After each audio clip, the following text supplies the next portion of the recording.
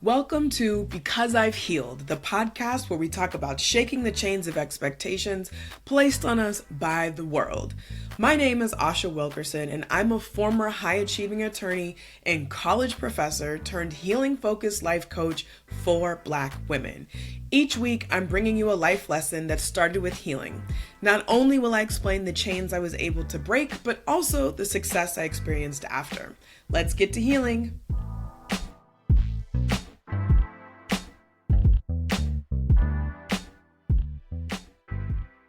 Hey, I need you to be aware of the unhealed parts of you that are running the show. I'll say it again in case you didn't catch it the first time. I need you to be aware of the unhealed parts of you that are running the show. Now, before you get defensive, take a deep breath in and let it out and sit there for a moment. And I want you to ask yourself, what unhealed parts of me are actually leading the way? Now, don't judge yourself. Get curious and hold space for the truth to surface. You don't have to tell me.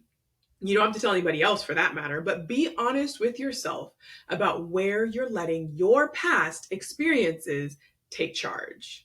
Let me break it down for you. You are human. I'm human. And as humans, we remember experiences in our bodies, even if we can't recall them in our minds.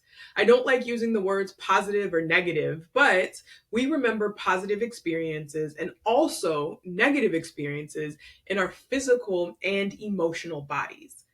Think about listening to a song that transports you back in time to a summer filled with delight, or on the other side, smelling alcohol that immediately makes you feel sick because you remember the night you indulged way too much and spent a miserable 8 hours on the bathroom floor promising the gods of the universe that you would never ever drink again.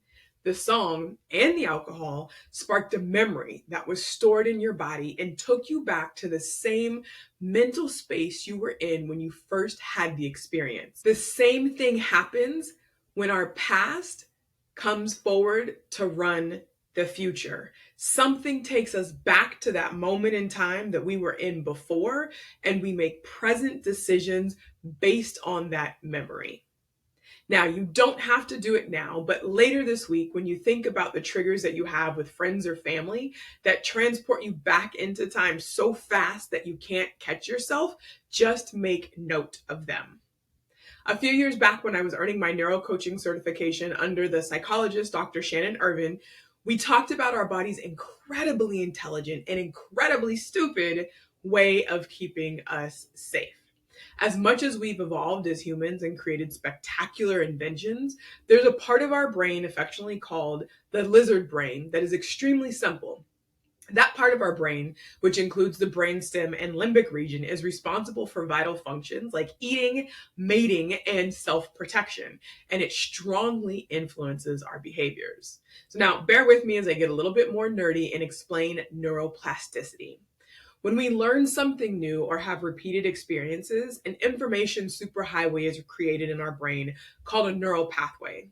These connections, the development of which is also referred to as neuroplasticity, have a substantial impact on shaping our behavior and our decision making.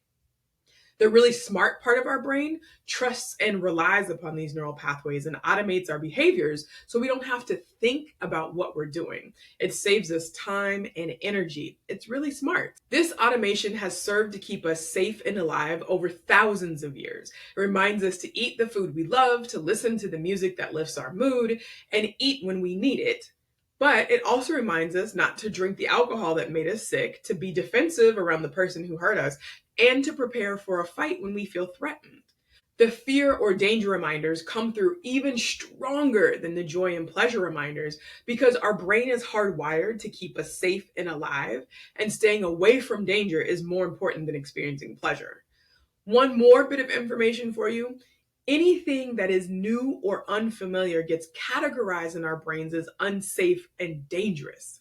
It doesn't align with our previously created neural pathways, which makes it unfamiliar, and unfamiliar is dangerous according to our lizard brain.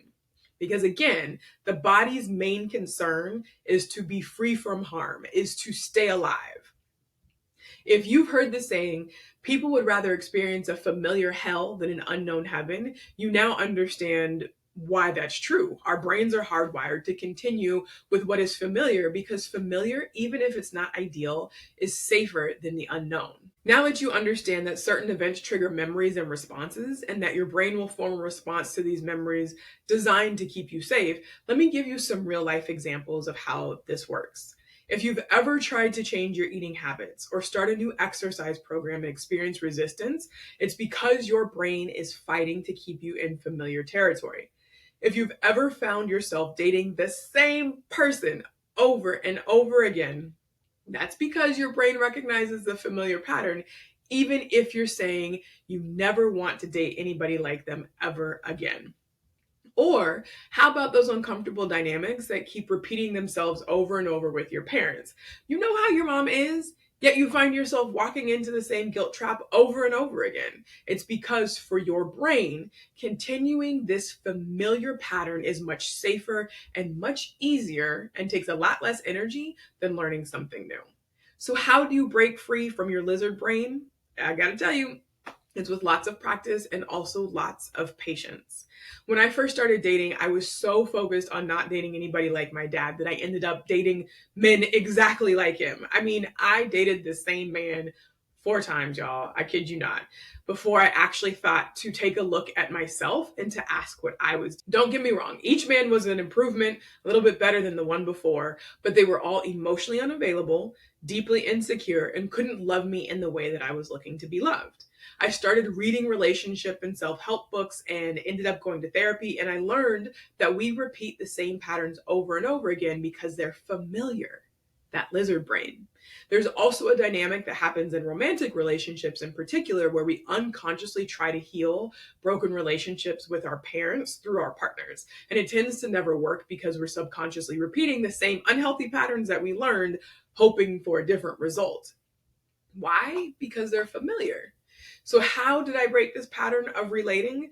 First, I started to notice my behavior without judgment or criticism, and that was really, really hard to do. I knew that if I wanted to make a change, I had to begin to recognize the pattern and the way in which I was engaging with people. As easy as it would have been to blame everybody else, all the people that I had dated, one thing was irrefutable. I was the common denominator. Once I recognized my patterns, I asked myself why I was doing what I was doing. Why was I choosing the people I was choosing? And I had to get really honest about my feelings. And I recognized that I just wanted to be loved and that I was allowing people to stay around me with the hope of experiencing love. I also recognized that I would allow them to stay around longer than I really wanted to or that I really thought was best because I was afraid that if I cut off the relationship, I'd never find what I was looking for, even though I didn't have it in the present relationship.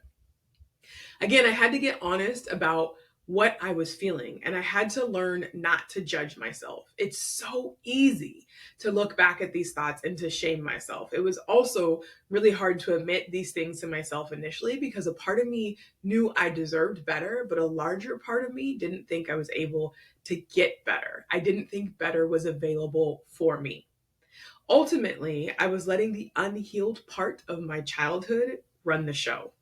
The unhealed little girl who just wanted to be chosen and loved was leading the way in my dating life.